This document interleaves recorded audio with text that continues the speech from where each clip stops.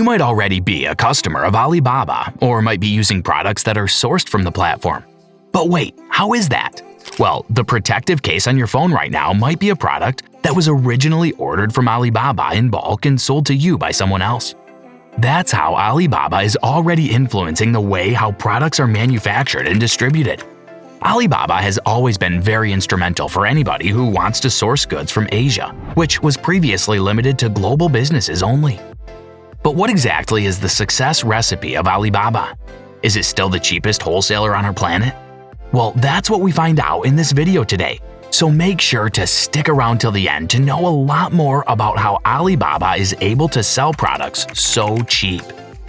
Alibaba, for those of you who don't know, is an e-commerce platform that built its reputation by offering affordable goods which are typically sold in bulk and are a lot less expensive for buyers because they can work directly with the suppliers via Alibaba's online marketplace. To understand the secret behind Alibaba's success and lower price tags, you need to take a look at how they got to where they are today and how they make their money. Alibaba was created by a man who has impacted the entire economy in the internet industry of China almost single-handedly, and his life is nothing less than an inspirational story to many future entrepreneurs. The history of Alibaba goes way back to 1999 when founder Jack Ma, along with 17 others, launched Alibaba in his apartment. But what's with the name Alibaba for an e-commerce platform? Before the existence of the e-commerce platform, Alibaba was the name that was associated with the Middle Eastern folk story collection 1001 Nights.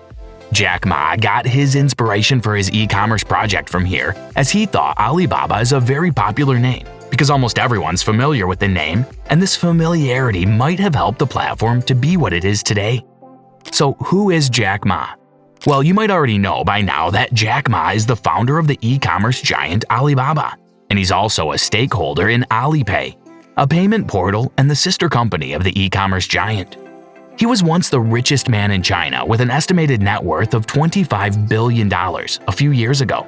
Today, Jack Ma is still in the top 10 list of wealthiest people in China with a net worth of $34.1 billion. Jack Ma currently holds about 4.8% stake in Alibaba and a 50% stake in Alipay. You might expect Jack Ma's story to resemble the story of a typical arrogant rich millionaire who hasn't seen the dark days, but his story is quite different. Ma didn't have anything easy in his life to get to where he is today. Jack Ma is one of those self-made billionaires with very humble beginnings. He was born in Hangzhou in the southeastern part of China. His parents were traditional musicians and storytellers, and they didn't have enough money to even make it to the middle class back in the day. When former US President Richard Nixon visited Hangzhou in 1972, which improved the situation of tourism in his hometown and lit a spark in Jack Ma, which forced him to make the most out of his opportunity. Jack Ma graduated with a bachelor's degree in English and worked as an English teacher at Hangzhou University for just $12 a month. Ma faced a series of rejections and failed several times during his early childhood. Jack failed in his primary school examinations not once but twice. He also failed twice in his middle school exams. When he was applying for universities after high school, he failed the entrance exam twice before joining the Hangzhou Normal University. He even applied to go to Harvard about 10 times, and you guessed it, he got rejected again. It took him 3 years to get into a university, and right after his bachelor's degree, he failed to land a job after applying more than 30 times. He once said in an interview that when KFC came to China, about 24 people went for the job, 23 were accepted, and he was rejected. He was also one of the 5 applicants for a job in the police force, and as usual, he was the only one who got rejected after being told that he wasn't good enough. But failures became a routine as Jack Ma failed 2 of his initial ventures.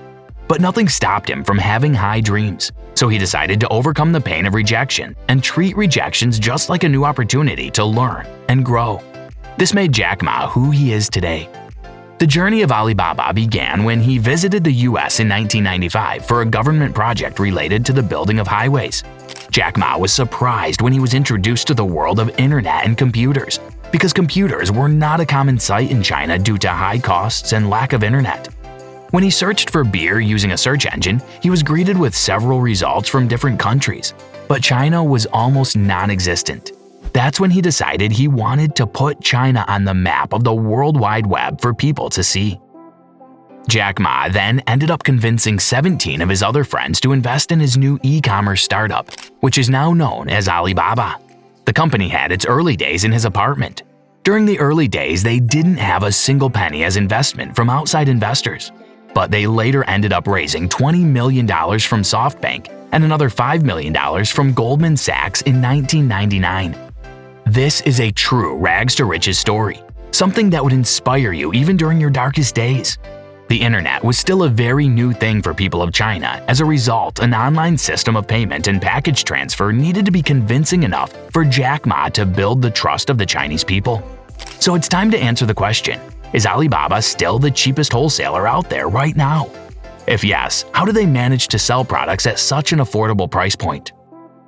Well, it looks like Alibaba is still the platform for anyone looking forward to buying products in bulk from China. This is because China is already the world's manufacturing hub, with most of the things that you use today coming from China. Alibaba generates revenue from paid advertising, online market opportunities, commission on transactions paid by sellers, membership fees, and storefront fees for sellers that operate a storefront. The focus of Alibaba has always been to create a space for manufacturers to sell their products in bulk to other small businesses, and those businesses can then resell those Alibaba products elsewhere in the world. Alibaba also reduces operating costs by not stocking inventories or providing warehouses. Alibaba manufacturers and wholesalers are able to manage operations just using Alibaba software as the middle person in order to exchange goods and services. This is quite different from how Amazon operates. Of course, Alibaba generates less revenue than Amazon, but with low operating and logistic costs, Alibaba does have the potential to be more agile and scalable as it continues to offer more products and services in the future, catering to a worldwide customer base. Chinese manufacturers typically tend to take advantage of cheap labor. Cost of electricity in China is also a lot more affordable compared to other countries. It could be as much as 400% cheaper than the cost of electricity in the US. This means the cost of production will be on the lower side and goods can be sold with good margins, while also maintaining an affordable price tag. Alibaba also sells products in large quantities, which means the wholesale prices are a lot cheaper if you're purchasing for your business. China has all the suppliers that are needed to create a product at massive scales and low costs. This is exactly what gave Alibaba the competitive advantage compared to other players in this space. Alibaba is building an empire on the spending power of Chinese farmers, laborers, and white-collar workers. Alibaba's growth has continued ever since its record $25 billion in initial public offering in New York in 2014. As of February 2023, Alibaba has a market cap of $272.98 billion. This makes Alibaba the world's 29th most valuable company by market cap according to our scores. When you compare Alibaba with Amazon, Amazon owns 39% of all US e-commerce sales, while Alibaba owns 58.2% of all retail e-commerce shares in China. The annual active consumers on its online shopping properties in China reached 903 million by the first quarter of 2022, increasing from 882 million in the previous quarter. This is just in China alone.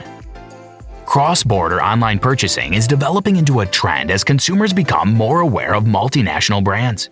International shoppers are finding it easier and easier to find goods with high quality and reasonable prices, thanks to convenient electronic payment methods and online shopping platforms. This contributed to Alibaba's success in China and across the world. So it's clear that China now enjoys a monopoly when it comes to producing goods for the entire world at an affordable price. But analysts are of the opinion that China needs to look at India too, because so many companies are shifting their factories to India due to geopolitical tensions and China's relationships with other superpowers. That's it for this video. Do you think there could be an active volcano on Mars? Let us know in the comments down below. Subscribe and we will see you in the next video. Thanks for watching.